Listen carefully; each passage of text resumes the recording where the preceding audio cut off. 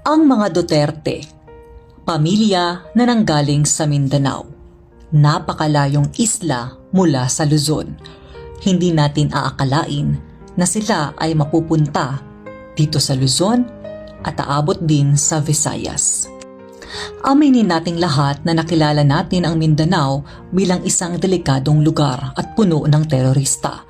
Pero tayong lahat ay nagulat dahil pwede palang maging mapayapa ang buong Mindanao hanggang sa kaya pala natin pumunta sa isa sa pinakaligtas na lugar sa buong mundo, ang Davao City. Aminin natin na tayo ay humanga sa paraan ng Pangulong Duterte kung paanong pamahalaan ang kanilang lokal sa Davao City.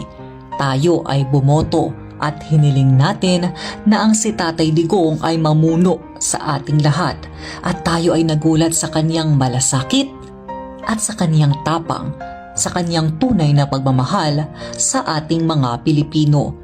Nagtataka ko, sabi ko, bakit lubos ang pagmamahal ko kay Tatay Digong at sa kanyang pamilya? Iyon ay dahil alam natin na sila ay malilinis. Higit sa lahat, hindi nila kailangang magpanggap